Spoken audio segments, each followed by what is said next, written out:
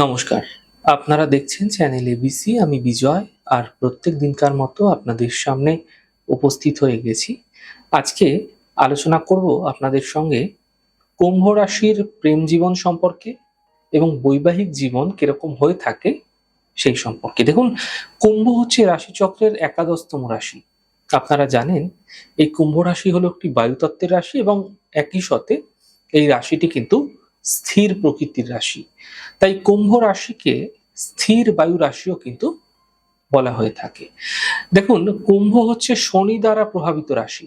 কালপুরুষ রাশি চক্রের একাদশতম শনি দ্বারা প্রভাবিত রাশি। তার সপ্তম যে রাশিটি রিপ্রেজেন্ট করছে সেটি হচ্ছে সিংহ রাশি। আর সিংহ রাশির অধিপতি হচ্ছে রবি।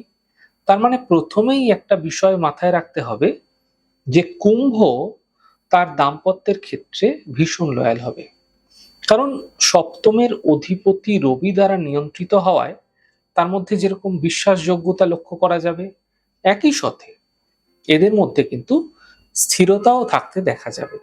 এবং সাধারণত কুম্ভরা চায় তার পার্টনাররা, তার জীবন সঙ্গীরা একটু মানসিকতার দিক থেকে যেন ভালো হয়, একটু রাজকীয় হয়ে থাকে, একটু রাজকীয় প্রকৃতির তারা যেন হয়ে থাকে, এমনটি কিন্তু এরা মনে করে। এটা নয় যে সে প্রচুর আর্থিক স্থায়িত্ব তাকে থাকতে হবে তার জীবনে। এমনটি নয় যে তার মধ্যে প্রচুর অর্থ সম্পদ তার থাকতে হবে। তার মানসিকতার মধ্যে যেন রাজকীয় ভাব থাকে। দেখুন, কুম্ভ কিন্তু জীবন সঙ্গীর সঙ্গে বারবার ত্যাগ স্বীকার করতে দেখা যায় এদের মধ্যে। আমি বহু কুম্ভ রাশির জাতক জাতিকাদের দেখেছি, তারা জীবন সঙ্গীর জন্য ত্যাগ স্বীকার করে। মানিয়ে চলার মানসিকতা তাদের মধ্যে প্রচুর পরিমাণে মানে ভীষণভাবে থাকতে দেখা যায়। কিন্তু যদি আপনি বিবাহের বিষয়ে কোনো বড় সিদ্ধান্ত নিতে চলেছেন, আপনি কুম্ভ রাশি আছেন, এমন ক্ষেত্রে যদি দেখছেন আপনি যাকে জীবন সঙ্গী নির্বাচন করতে চলেছেন অথবা যাকে পার্টনার হিসাবে পেতে চলেছেন, তার মধ্যে দেখা যাচ্ছে এই মানিয়ে চলার যে মানসিকতাটা, এটা একেবারেই নেই। এমন ক্ষেত্রে আপনাকে এই সিদ্ধান্তটা খুব সমস্যায় কিন্তু ফেলতে পারে, যেটা পরবর্তী জীবনে আপনি কিন্তু ফিল করতে পারবেন। আপনারা হয়তো একটা সময় পর এই জায়গাটা কিন্তু আপনাকে প্রচুর পরিমাণে আপনাকে কষ্ট দিতে পারে।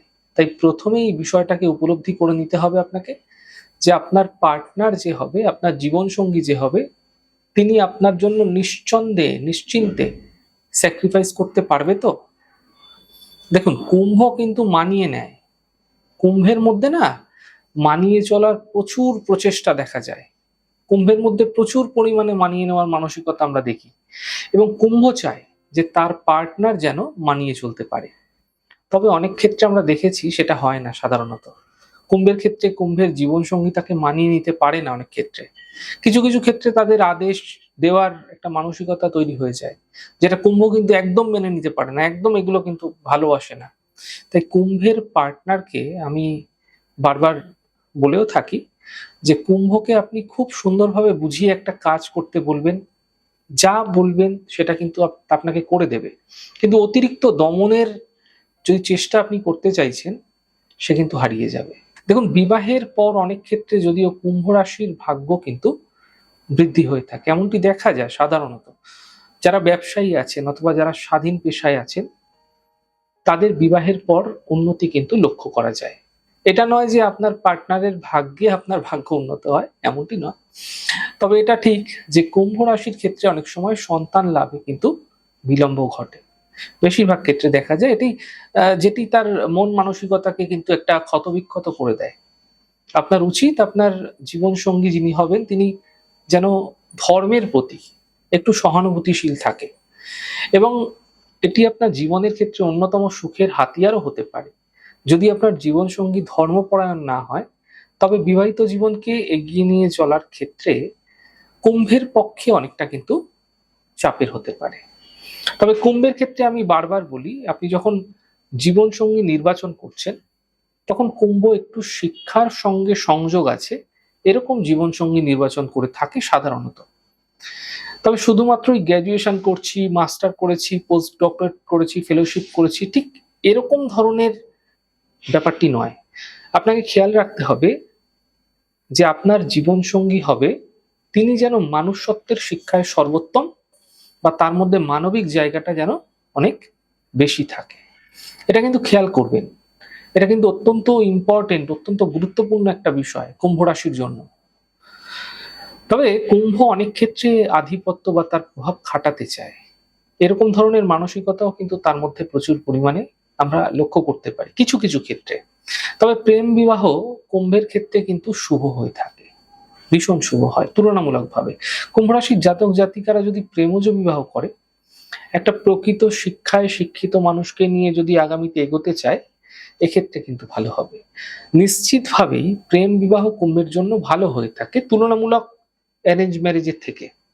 এতে বোঝাপড়াটা অনেকটা ভালো থাকে এবং সন্দেহপরায়ণতার যে জায়গাটা সেটা অনেকটা কম থাকে। আর আমি বারবার বলি, দেখুন কুম্ভ আর যাই করুন, দাম্পত্য জীবনে সন্দেহ করবেন না।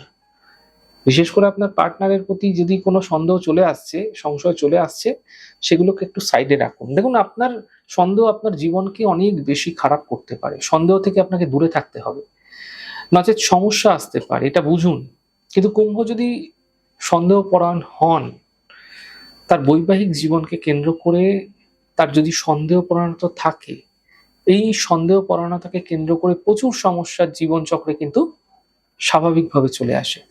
তাই আমি বারবার বলি, আর যাই করুন, সন্দেহ প্রবণতাটাকে আপনাকে কমাতে হবে। দেখুন কুম্ভের জীবনসঙ্গী যে হবে, যদি পরিষ্কার বলে, দেখবেন কুম্ভ যেকোনো পরিস্থিতিতে সমস্ত সমস্যাকে তারা সামলে নিতে পারে।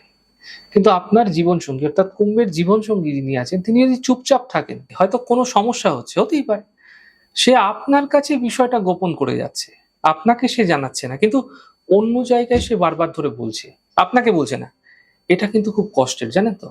কুম্ভ এটা সহজাতভাবে না মেনে নিতে পারে না। কুম্ভ চায় যে তার জীবনসঙ্গী যে হবে সে অত্যন্ত স্বাধীনচেতা হোক। তার মধ্যে সমস্ত বিষয়ে স্বাধীনতা থাকুক। আপনাদের মধ্যে যে যোগাযোগটা আছে সেটা যেন ঠিক থাকে।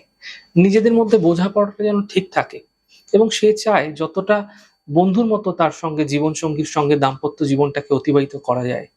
সুখে দুঃখে বিভিন্ন সমস্যাতে তার পাশে থাকতে চায়। পায়ে পা মিলিয়ে সে চলতে চায়।